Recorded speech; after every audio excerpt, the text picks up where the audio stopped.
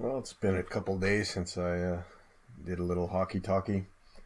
Um, it's kind of, I guess, Saturday night was in the building at Rogers when we played the Kings. Um, McDavid was absolutely flying in that game. And Mike Smith was adventurous to say the least. I think we dominated the Kings in that one, but Mike Smith did his best to keep that game close. It was a pretty interesting affair to say the least. Um, and then last night was James Neal night in New York. Every time he touched the puck, it seemed like it was going in the net. And sometimes you have games like that. It's early, but the guy's rolling. I said from the beginning, if he scores, 7 goals, then he brings more to the table than Lucic did last year. And 3 games in, he's tied, Lucic's season output from last season. It's kind of interesting to watch the backflips and somersaults that Flames fans are doing to justify Lucic, but yeah, $6 million a year for a guy that you're content with, dropping the gloves here and there and rattling the boards with some body checks is a big price to pay. It was in Edmonton and it will be in Calgary. So you need more, you need more than that from a $6 million guy. That's the reason he's not in Edmonton anymore. I mean, I guess, most people, if you were looking for a fourth line guy and paying him, $600,000, $750,000 a year, and he leads the leagues in hits, I think you can, you're okay with that. But pay a guy $6 million to, drop the gloves. You can find somebody out of the ECHL for a league minimum to do that. So hard to justify the price tag that goes along with Lucic in a cap world to be a fourth line, energy guy. Yeah. So tomorrow, take on the Devils and back to Taylor Hall and PK Subban and see what the Devils have going. It'd be nice to extend the 3-game winning streak into 4 and, put some points in the bank early on in the season.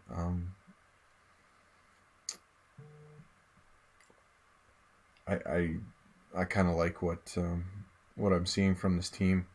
Everybody was worried about our defense, but as far as I'm concerned, this season so far, I'm pleasantly surprised with what our defense is doing right now. I really like the play of Ethan Bear. I think him and Nurse are our best pairing right now. They don't seem to get into a lot of trouble, and Ethan Bear is showing really well. And the usage now of Chris Russell and Matt Benning. I'm not hating those two on the ice. There's nothing flashy there whatsoever, but they're doing their job.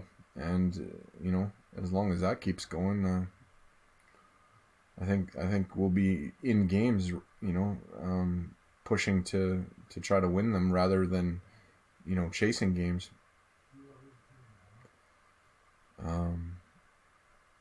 And Miko wasn't really overly tested last night, but he did his job. He stopped pucks, and he gave him a chance. Yeah, hat trick for James Neal tomorrow would be pretty cool. If he scores one more goal, he ties his output from all of last season, and he passes Lucic by a goal. So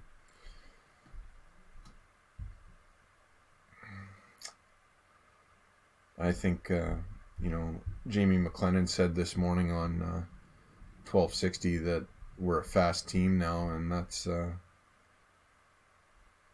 kind of music to my ears. I mean, we've been dogged for a while being one of the slower teams in the league, and to kind of flip the script in a summer is a pleasant surprise. But it's funny, in the summer, a ton of people were giving Holland flack for not going out and getting a top six winger and that.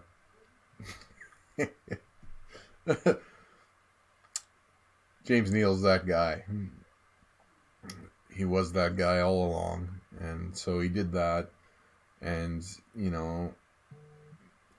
there's been kind of a remolding of the defense core. They bought out Sekera, and that just sort of paved the way for guys like Ethan Bear, Pearson, Lagesson, Bouchard to get a sniff this year. Caleb Jones. There's a crop of pretty capable D in Bakersfield, and really Ethan Bear and Joel Pearson on the team right now. That wouldn't have been as readily available if they would have kept Sekera, so I didn't have a problem with that decision then, and I don't have a problem with it now. I think we're in good shape.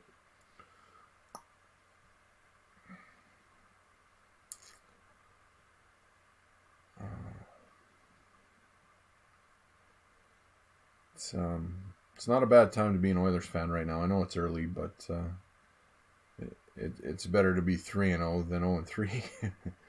Looking for that first win. Hopefully they keep it rolling. I'm not sure who's gonna start in that tomorrow night. I sort of have a feeling that it'll be Mike Smith again, but I'm really not sure because Mikko played a pretty decent game last night too. He wasn't lights out, but Mike Smith hasn't been lights out this season yet either, so we'll see what happens. I kind of think that they wanted Mikko to play in New York, to play against his old team and kind of have that chip on his shoulder kind of game, and also not to have him sit too long. I wanted to get him kind of involved and become a part of it and start to create, I think, a little bit of a competition for the net, which is, in my opinion, never a bad thing. Personally, I probably would have played Mike Smith in New York and sort of rode him until he lost, but that's probably why I sell flooring accessories instead of coaching the NHL.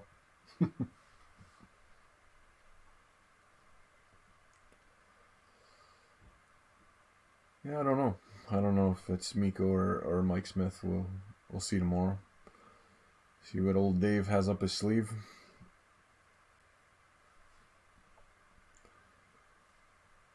I've been so busy kind of with things in kind of personal life that I haven't really checked the schedule too much more than the next game ahead, so I don't know if there's a back-to-back on this road trip or what the story is, but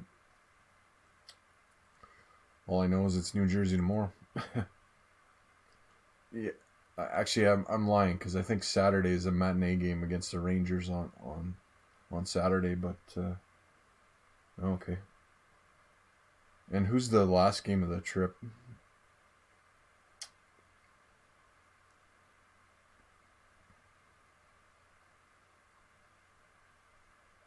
Chicago. Okay.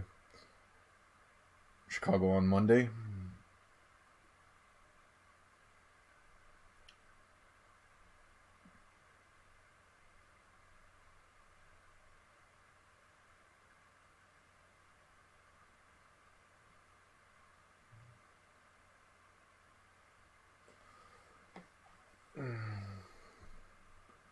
I'm assuming too, if it's a game at the United Center, it's probably a 6 o'clock start.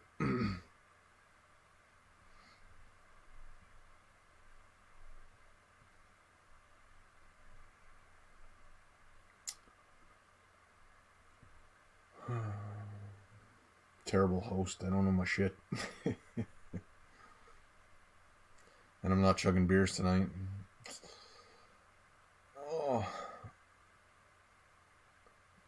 maybe I'll do another chat session tomorrow after tomorrow's game, but kind of have a little meeting with Oilers Live Mike tomorrow night too. So I don't know how long that'll take. If that's a while, then that probably won't happen. But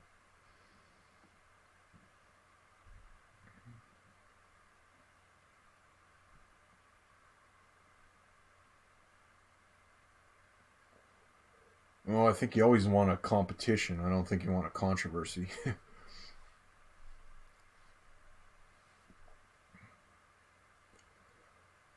But I think you've already created a competition because you've got,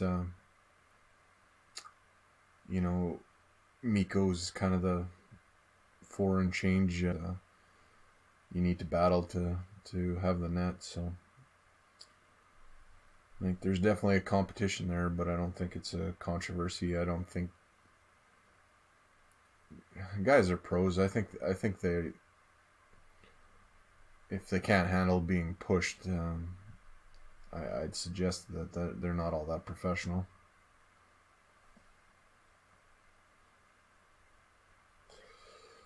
Well, not a lot happening, Joe. I was, I think, wiped out from the weekend and came home after work and shut her down for 2 hours before I really started my evening.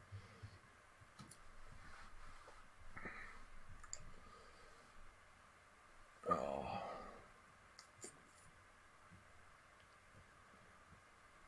It's kind of good that the boys are playing well. It kind of puts all the Puljujärvi stuff kind of in the back.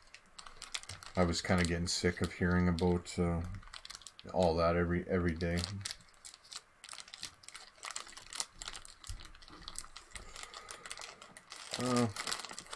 Yeah. I you know what I've been pleasantly surprised with Mike Smith's actual goaltending. It's just the adventures that need to calm down a little.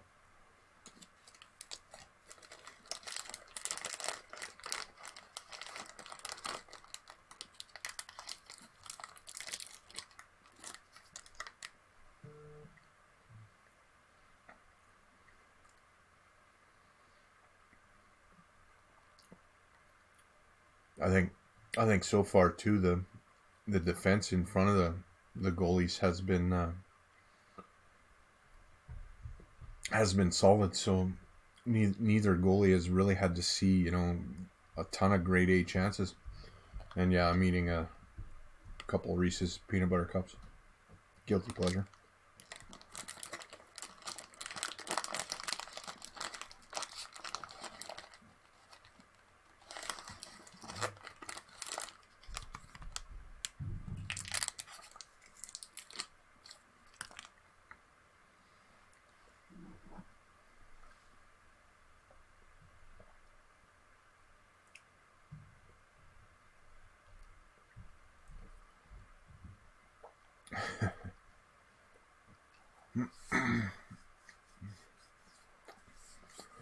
Yeah, Eric Francis.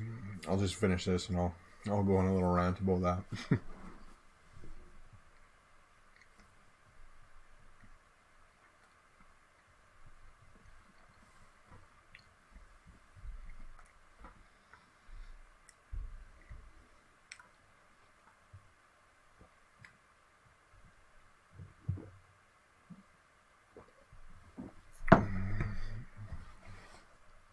Yeah, I definitely saw the Eric Francis comments there about James Neal.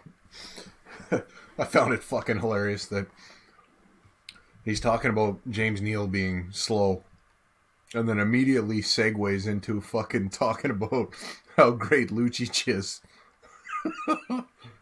Man, did I laugh at that. The irony there. Oh, man. That was fucking hilarious. I laughed at it. You can't take the guy seriously. He's like a parody account. and whoever like made that video kind of they had his head like kind of at normal size and then it stretched out and I seriously thought I was looking at Jimmy Neutron. dad reference because my kids love Jimmy Neutron, but I just laughed and laughed and laughed at that. Like, oh man, James Neal was never going to work in Calgary. You know, athletes have slumps. It's it's par for the course. You give up on a guy who probably had a whole summer to, you know, work on his game and want to be better, and that's who James Neal is. And then I look at Lucic, and I don't really have anything against the guy. I was a big supporter of his. I wanted us to get him. I had no problem with all that. But it wasn't working for him. But his attitude during the summer seemed to be blaming everybody else for his problems except for himself. And to me, that's a sign of a guy that really is going to stay where he is. You know, until you start looking in the mirror and looking back at yourself and realizing that you're part of the problem, you're just not going to get better. So I wish Lucic all the best in Calgary, except for when we play him. But I just don't think that you know, blaming everybody else for your problems is a way to solve anything, and you're just gonna stay where you are. So I see Flames fans, you know, doing cartwheels and backflips to kind of justify Lucic, and I guess they have to, sort of. So I sort of respect that, but you know, you're paying a guy $6 million and you're happy with him fighting and taking penalties and hitting people. Like I said earlier, you could bring somebody up from the ECHL that can fight and can hit people and skate and do all that and pay him league minimum, if that's what you're really looking for. Don't get me wrong, Lucic is probably, you know, the best fourth line guy you could get in the NHL, but it's just too expensive of a price to pay for what you're getting. So if a trade works out for your team and you're happy with that, great. And people want to say we won a trade or whatever. I'm just happy we got a guy that's performing and you know, off to a hot start, and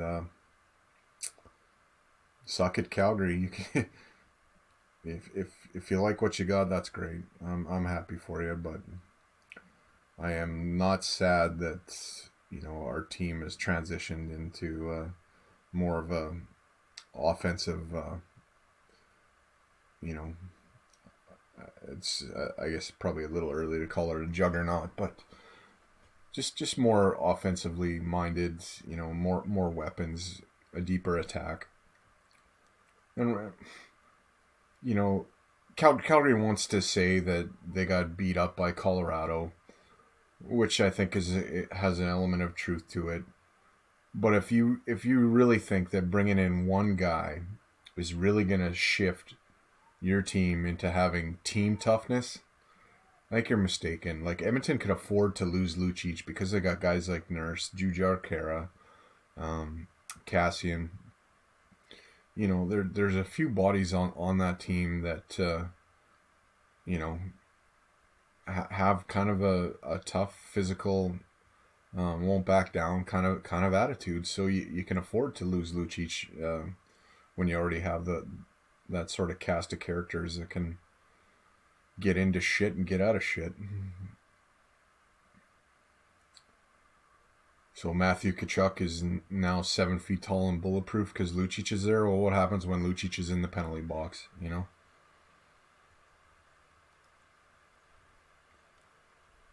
Yeah, well. Nathan McKinnon killed the Flames almost single-handedly. The guy was a beast.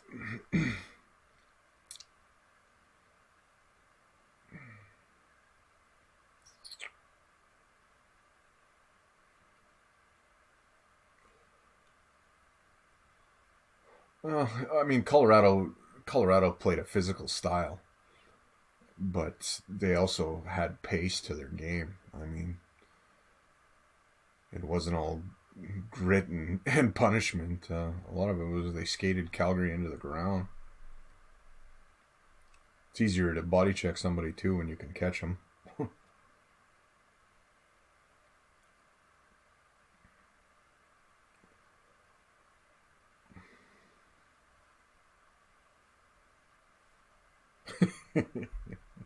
Yeah, late 70s, early 80s Philadelphia Flyers, the Colorado Avalanche or not.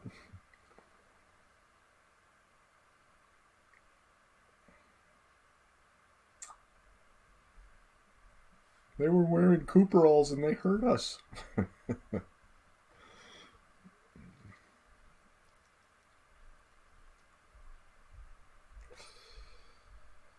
Yeah, I mean they're sold on that, but good for them, I guess. You know, if you're getting Boston Bruins Lucic, you'd have a hell of a player, but he, you know, as soon as he left Boston, he started to decline. Yeah, good night, Joe. I'm not going to stay on too much longer anyway myself. I got a couple things I need to do before bedtime. Yeah, the game has changed, and uh,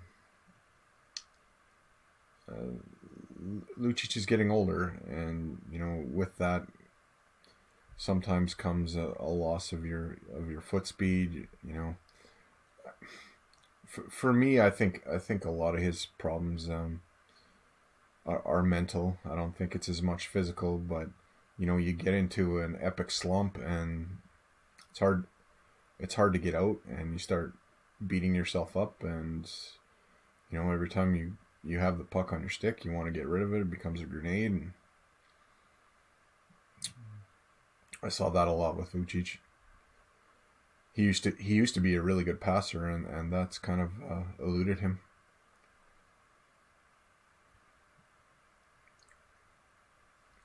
But yeah, part of that might be because your time and space now aren't what they used to be. People are on you faster.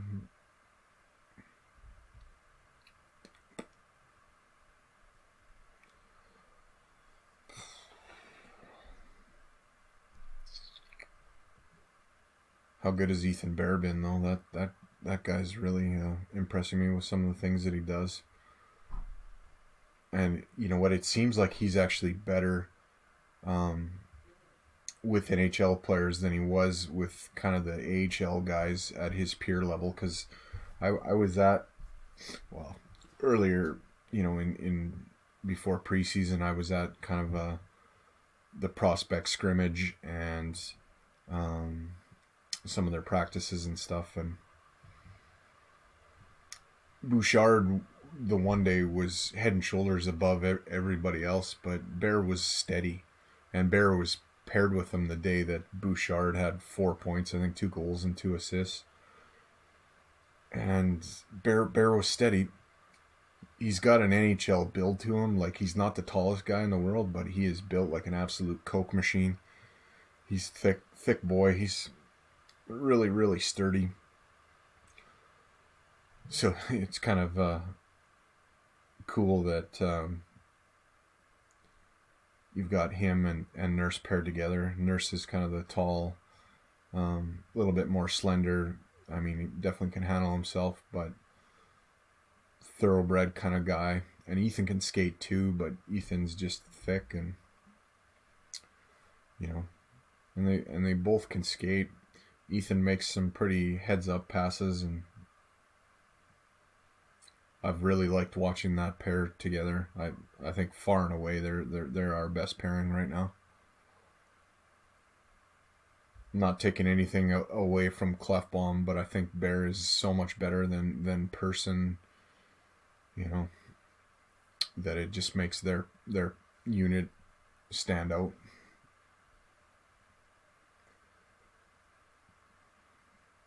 Anyways, guys, I'm gonna shut her down. I got some things I gotta take care of. So have a good night, and like I always say, keep your sticks on the ice and keep reaching for the stars. Good night.